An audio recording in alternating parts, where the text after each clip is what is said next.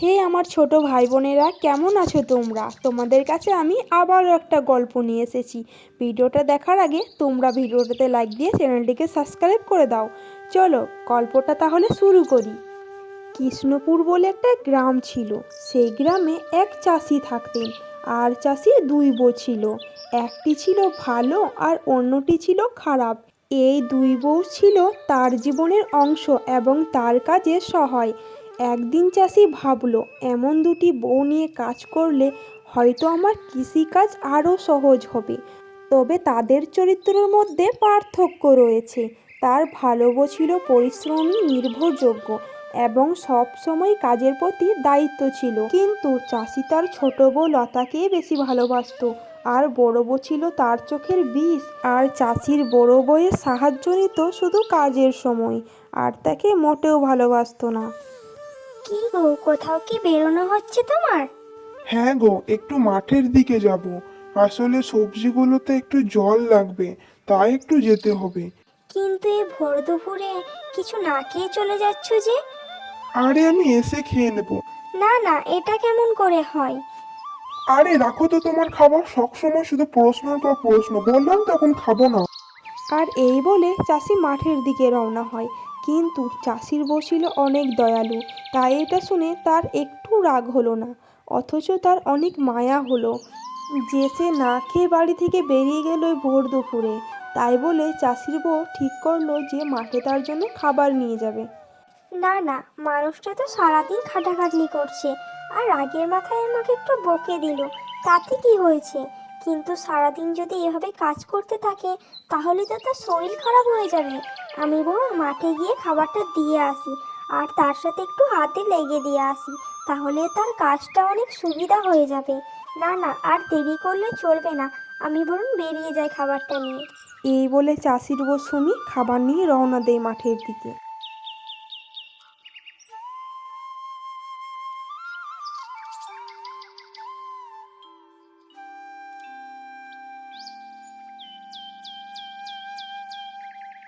এ কি, আজ যে বললাম তোমায় মাঠে আসতে হবে না? হ্যাঁ, তুমি বলেছো ঠিক কথা, কিন্তু তুমি যে না খেয়ে বেরিয়ে গেলে। আমি তো বললাম আমি খাবো না, এখন আমার খিদে নেই। তাই বললে কেমন হয়? খিদে নেই বললেই কি খিদে চলে যায়? তোমার খিদে আছে, তুমি কাজের চাপে খাবারটা খেয়ে এলে না, সেটাকে আমি বুঝি না? যতই তুমি আমায় রাগ দেখাও, তবুও তো আমি তোমার বউ, তাই না? শোনো, তুমি খাবারটা বরং খেয়ে নাও, বাকি কাজটা আমি করে দিচ্ছি। আর এই বলে চাষির বউ তার বাকি কাজটাও করে দিল। চাষির সাথে এভাবেই তার বউ কাজে হাত লাগায়। অন্যদিকে খারাপ বউ ছিল অসল এবং অবিশ্বাসী।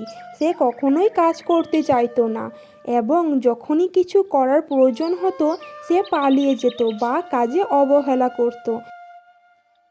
মেঘটা বেশ মেঘলা হয়ে এসছে। চলো সবাই মিলে কাজে হাত লাগাই, তাহলে আমাদের সবজিগুলো নষ্ট হবে না। আর যদি বৃষ্টি নেমে যায় সবজিগুলো সব নষ্ট হয়ে যাবে। আমি তো আর একা হাতে করতে পারবো না। ছোট বউ, বড় বউ, তাড়াতাড়ি তোমরা চলো। আর এটা শুনে তো ছোট বউ নিমিষের মধ্যে উধাও হয়ে যায়। এ কি, ছোট বউ কোথায় গেল? ও মা গো, আর পারছি না। মা, ও মা গো, আমি আর পারছি না।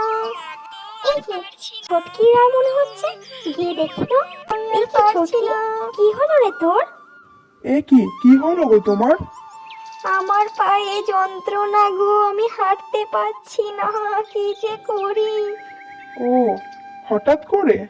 হ্যাঁ, না গো, না মানে। আচ্ছা, তাহলে তুমি বাড়িতে রেস্ট নাও। আমি আর সুমি না হয় মাঠে গিয়ে কাজগুলো সামলে নিচ্ছি। এভাবেই চলতে থাকে কৃষকের জীবন। আর তার ছোট বউ ফাঁকি মারতে থাকে, আর সব ভাড়া পণ্য পড়ে তার বড় বউয়ের ঘাড়ে। হঠাৎ একদিন তার বড় বউ অসুস্থ হয়ে পড়ে, আর তারপর চাষির কৃষিকাজে অনেক অসুবিধা হচ্ছিল। আজ তো মাঠে অনেক কাজ, তবে আমি একা হাতে কিভাবে সামলাবো? আর ছোট বউ তো আমার হাতে সাহায্য করে না। বড় বউ অসুস্থ, কিভাবে সামলাবো আমি এত কাজ? যাক, কিছু তো আর করার নেই, মাঠে যেতে হবে। ওদিকে তো বড় বউয়ের ওষুধের টাকাটা বাকি হয়ে আছে, সবকিছু মিটাতে হবে একা হাতে। যাই গো, আমি মাঠে গেলাম। দাঁড়াও দাঁড়াও, আমি যদি তোমার সাথে মাঠে যাই তাহলে কি তোমার উপকার হবে? আরে বাহ, এটা তো খুব ভালো কথা, তুমি আমার সাথে মাঠে যাবে? হ্যাঁ, অবশ্যই যাব, কেননা আমি তোমার বউ। আচ্ছা তাহলে চলো মাঠের দিকে, অনেক কাজ পড়ে আছে মাঠে। আর এই বলে চাষির ছোট বউ চাষির সাথে মাঠে যায়। আর মাঠে যাওয়ার উদ্দেশ্য তার সাথে কাজে হাত লাগানো নয়, তার উদ্দেশ্য ছিল তার বড় বউকে বাড়ি থেকে বের করা। আচ্ছা তোমাকে একটা কথা বলি আমি। হ্যাঁ বলো, কি কথা বলবে? দেখো, আমরা তো বাড়িতে 3 জন থাকি। যত কাজের চাপ তোমার ঘাড়ে আসে, আর শুধু শুধু টাকা খরচা হয় বড় বউয়ের পেছনে।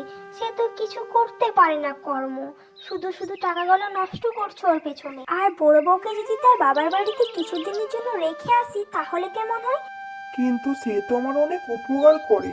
আরে ছাড়ো তো উপকার, এখন তো শুয়ে শুয়ে বেশ মহারানীর মতো খাচ্ছি, আর বাড়ির কাজ আর সবকিছু আমাকে সামলাতে হচ্ছে। বড় বউ সুস্থ হয়ে গেলে না হয় দেখা যাবে, এখন তো দিয়েছো তার বাবার বাড়িতে গিয়ে খাক। আমাদের এত টাকা নেই বাবু, কি বলো তুমি? হ্যাঁ কথাটা তুমি ঠিক বলেছো, তবে বাড়ি গিয়ে ভাবনা চিন্তা করা হচ্ছে। আরে ছাড়ো তো ভাবনা চিন্তা, ও তো ভাবনা চিন্তা করে কি করবে? বলো বাড়ি গিয়ে তার বাবার বাড়ি দিয়ে আসছি তাকে।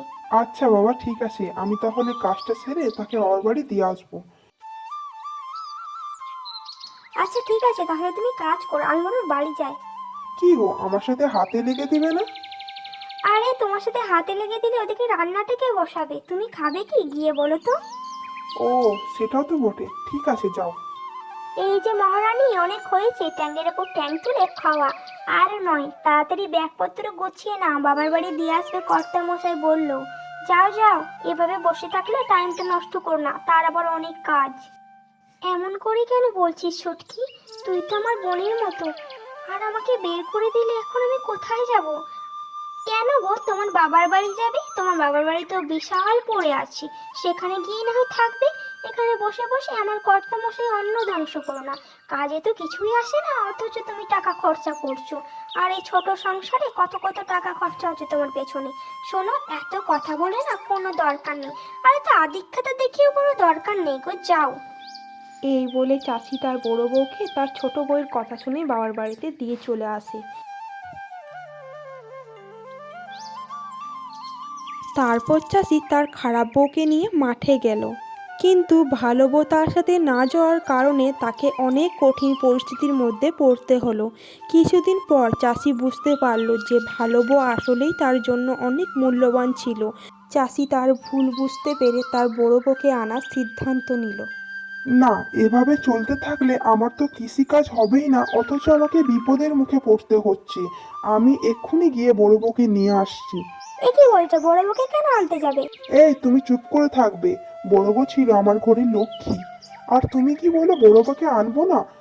যদি ইচ্ছে হয় তোমার থাকার তুমি থাকো, না হলে এই বাড়ি ছেড়ে এক্ষুনি চলে যাও। আর এটা শুনে চাষির বউ বাড়ি ছেড়ে চলে যায় সারা জীবনের মতো, আর তার বড় বউকে নিয়ে সে সুখে সংসার করে।